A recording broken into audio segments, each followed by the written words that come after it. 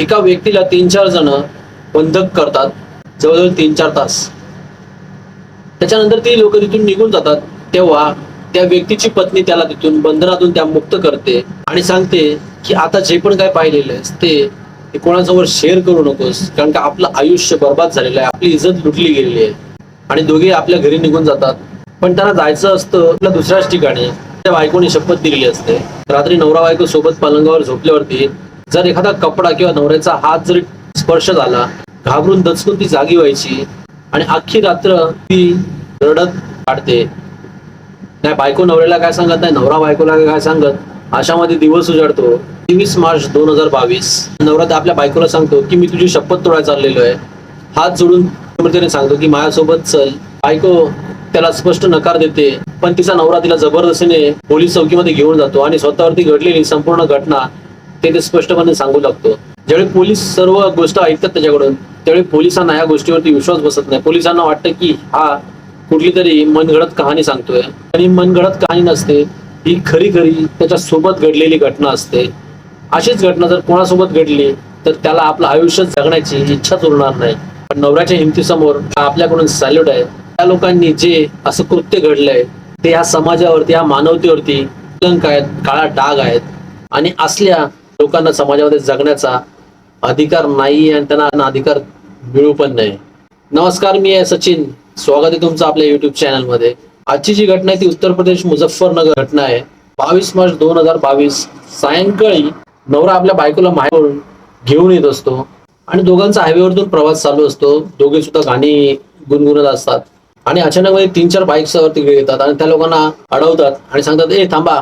आणि त्या बाईक्स वरती 10 जणांचं टोळकं असतं.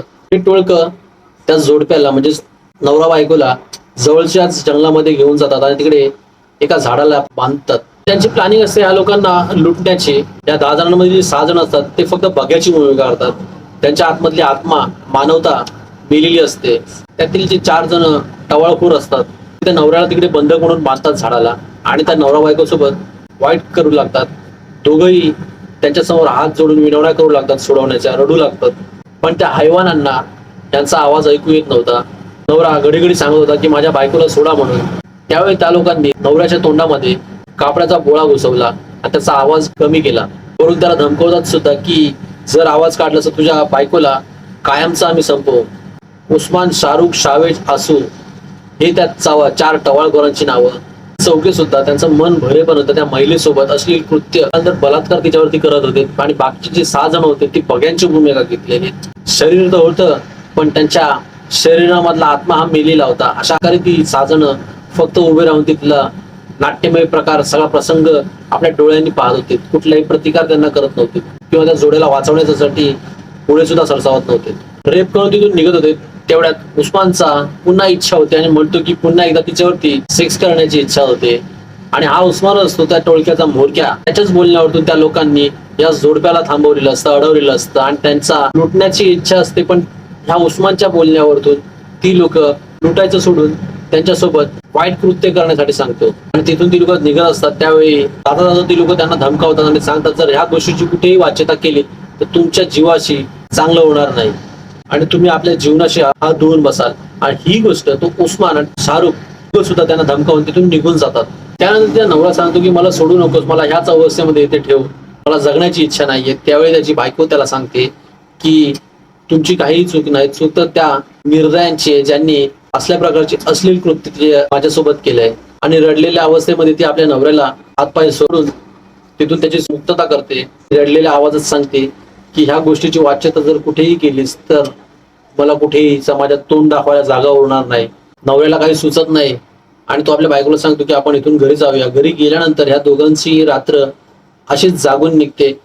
घडी तो प्रसंग आठवून दोघं सुद्धा ढसाढसा रडत असतात. संपूर्ण रात्र अशा प्रकारे काढल्यानंतर दुसऱ्या दिवशी पोलीस स्थानकामध्ये लोक जाऊन आपल्यावरील प्रसंग सांगण्याचा प्रयत्न करतात. पण पोलीस त्यांचा ऐकण्याच्या मनस्थितीत नसते. कारण पोलिसांना वाटत असतं की ही लोक स्वतःची कुठली तरी मनगडत रचलेली गोष्ट सांगतायत. पण त्यांच्या डोळ्यांमधून जे अश्रू वाहत होते स्वतःवरील प्रसंग सांगताना ते खोटे नव्हते. त्यावेळी तेथील इन्स्पेक्टर, मुझफ्फरनगरचे SSP अभिषेक यादवकडे चर्चा करतात.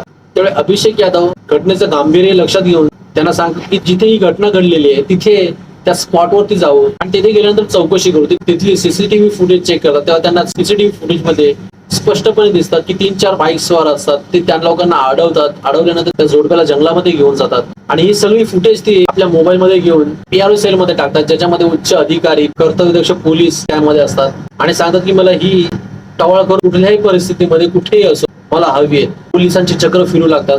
500 पोलिसांपर्यंत ती फुटेज पोहोचलेली असते आणि ते प्रत्येक घरोघरी जाऊन विचारत असतात या मुलांना ओळखतात काय. आणि त्याच्यामध्येच 10 लोक समोर येतात. मखमली गाव असतं.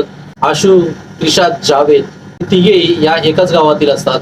मदिना कॉलनीमध्ये राहणारे उस्मान, आबिद, शावेद, इस्राल आणि दो घाट एरियामधील राहणार असतो शाहरुख, हे 8ही जण. आणि याच्यामध्ये जे 2 जण असतात त्यांची नावं स्पष्ट करण्यात आली नसतात कारण का ती लोक नाबालिक असतात. कारण सुप्रीम कोर्टानुसार त्यांची नावं उघड घेऊ शकत नाहीत. संपूर्ण जी घटना घडली ती एकदम निर्दयी, अमानवी घटना घडली. जे बाकीचे 6 जण बघ्याची भूमिका घेतलेली त्यांच्यापैकी जर कोणीतरी त्या दोघांना विरोध केला असता किंवा पोलिसांना जर फोन केला असता, अशा प्रकारचा वाईट प्रसंग त्या नवरा बायकोच्या आयुष्यामध्ये उद्भवला नसता. उस्मान, शाहरुख, शावेज आणि आसू जवळजवळ 4 तास त्या महिलेसोबत रेप करतात तिच्या नवऱ्याच्या देखत. या चौघांना सुद्धा पकडल्यानंतर पोलीस त्यांना ती सगळी फुटेज दाखवतात. त्यावेळी ते लोक हैराण होऊन जातात आणि माफी वगैरे मागायला लागतात. माफी मागितल्यावरती त्या महिलेची इज्जत अब्रू परत येऊ शकेल. अभिषेक यादव यांनी या 10च्या 10 जणांवरती गंभीर गुन्ह्याची नोंद केलेली आहे. महिलेची संपूर्ण चाचणी करण्यात आली. तिच्या कपड्यांवरील, तिच्या नखांमधील DNA तपासणी करण्यात आली. तोच पुराव्यांवरती त्या सर्वांवरती गुन्हा नोंद करायचा असतो, चार्जशीट दाखल करायची असते. अभिषेक यादव म्हणतात की पुढील 10 ते 15 दिवसांमध्ये चार्जशीट सुद्धा दाखल करण्यात येईल. चार्जशीट दाखल करून ह्या लोकांना कोर्टामध्ये उभं करण्यात येईल आणि कमीत कमी वेळेमध्ये मोठ्यात मोठी शिक्षा देण्याचा प्रयत्न करेल वादा अभिषेक यादव SSP यांनी केलेला आहे. कोर्टाने संपूर्ण घटनेचं गांभीर्य लक्षात घेऊन त्या महिलेवरती आपबीती लक्षामध्ये घेऊन असल्या गुन्ह्यांमध्ये जे आरोपी अटकलेले त्यांच्यावरचा फास जो आहे तो जास्त वळला पाहिजे आणि त्यांच्यावरती कठोरात कठोर शिक्षा करण्यात यावी. सुनावणीनुसार ज्या तारखा वगैरे भेटल्या जातात त्याच्यामध्ये आरोपींना वेळ भेटला जातो आणि असले आरोपी हे समाजात घडत जातात. असले हैवान ज्यांना समाजामध्ये जगण्याचा कुठलाही अधिकार नाहीये. ही घटना सांगण्याचा उद्देश कोणालाही बदनाम किंवा कोणाचाही अपमान करण्याचा नाहीये, तर तुम्हाला सतर्क करण्याचा, जागृत करण्याचा उद्देश आहे.